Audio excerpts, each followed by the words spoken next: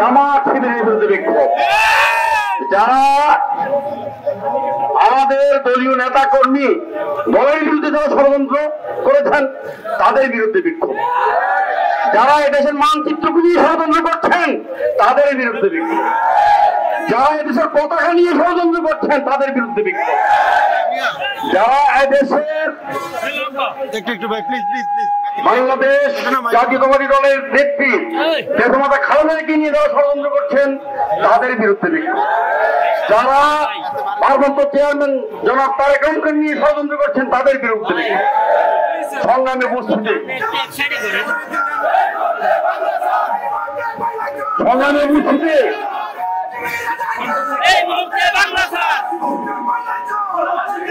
সংগ্রামী উপস্থিতি ইতিমধ্যে আপনারা প্রমাণ করেছেন।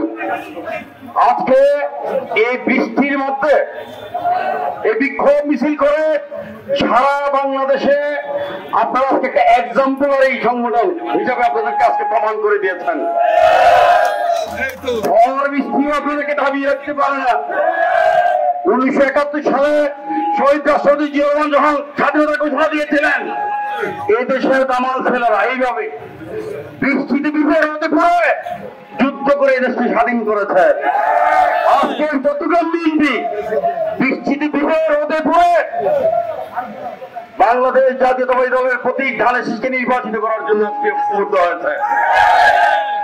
স্বয়ং উপস্থিতি, দেশনায়ক তারেক রহমান বলেছেন বাংলাদেশকে নিয়ে যত ষড়যন্ত্র হচ্ছে সকল ষড়যন্ত্রের হোপা এই চট্টগ্রামে, যার কারণে আজকে আমরা দেখিয়ে দিয়েছে চট্টগ্রামের মানে ঐক্যবদ্ধ ওই হোপাকে তাপন কাপন চট্টগ্রামে হবে। ষড়যন্ত্র করে কোনো লাভ নাই। চট্টগ্রামে যিনি বড় নেতা জাতীয় নেতা প্রমাণ করেন, বিএনপির একজন উপজেলা নেতা সমগ্র নেতা উনি নন। ওনারা বুঝাতে চান ওরা নাকি জাতীয় নেতা, কেন্দ্রীয় নেতা, আন্তর্জাতিক নেতা।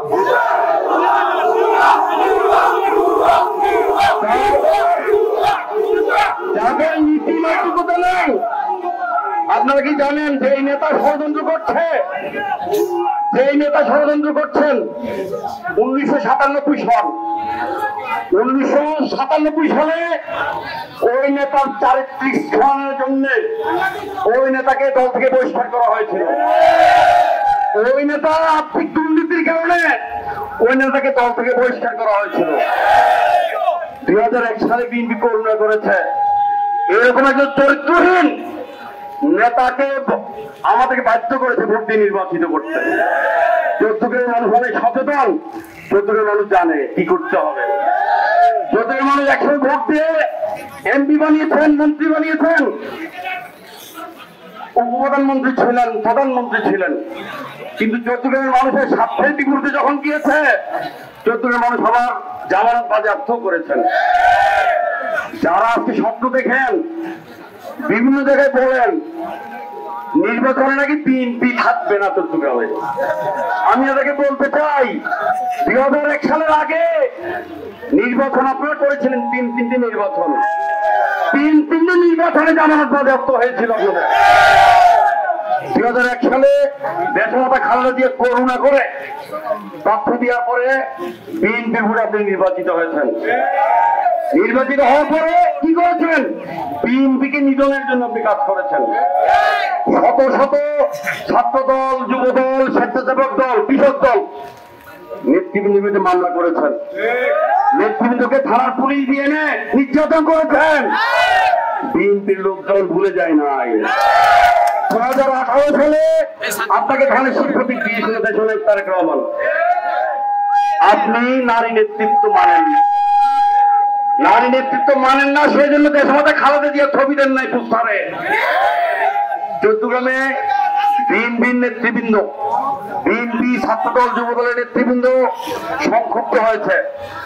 আপনার কোন মিছিল মিটিং অংশগ্রহণ করে নাই, আপনি এজেন্ট দিতে পারেননি, আপনার জামানত বাজেয়াপ্ত হয়েছে, আপনি 1000 বেশি ভোট পান নাই। আমাদেরকে বোকা বানাতে চান? আমরা তারেক রহমানের সৈনিক, শহীদ রাষ্ট্রপতি জিয়া রহমান স্বাধীনতার ঘোষক, শহীদ রাষ্ট্রপতি জিয়া রহমানের সৈনিক। আমাদের আমাদেরকে ভয় দেখিয়ে লাভ নাই। আজকে আমরা যে কাজটি করেছি, বৃষ্টির মধ্যে ভিজে মিছিল করেছি, দেখাতে পারবেন রাতের 1টায় নির্দেশ এসছে। কয়টায়? রাতের 1টায় নির্দেশ এসছে। চট্টগ্রাম থেকে ষড়যন্ত্র হচ্ছে সারা বাংলাদেশের মানচিত্র নিয়ে। এই আন্দোলনের সূচনা করতে হবে চট্টগ্রাম থেকে। চট্টগ্রামের জনগণ আজকে দেখিয়ে দিয়েছে।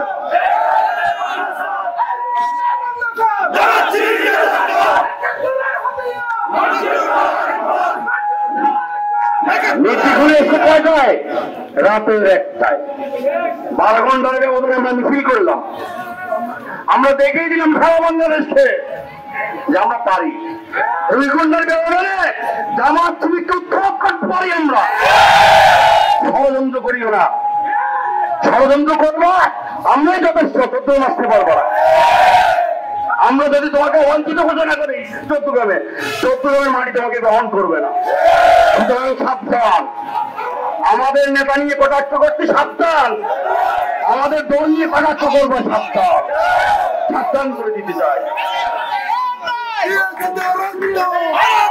শুধুমাত্র বিএনপি বরেণ্যতা এমপি হয়েছ, বিএনপি বরেণ্যতা কাজে তুমি ফ্ল্যাগ পেয়েছ। বিএনপি না চাইলে তোমরা তো সকলের দল না, তোমরা হচ্ছে একটা কিছু লোকের একটা গোষ্ঠীর দল। যারা সালাউদ্দিন সাহেব যখন বললেন যে আমাদের সাথে আর জোট করার কোনো সুযোগ নাই, এই তখন থেকে মাথা খারাপ হয়ে গেছে যে বিএনপির আনুকূল্য না পাই তো এমপি হতে পারবো না। তাহলে আপনারা সন্ত্রাসী সংগঠন সন্ত্রাস শুরু করে দিয়েছেন। সারা বাংলাদেশে মবের নামে মব সন্ত্রাস করছে। বিএনপি যাতে ক্ষমতা আসতে না পারে, নির্বাচন যাতে হতে না পারে। এই দেশের মানুষ গত 17 বছর ভোট দিতে পারেন নাই।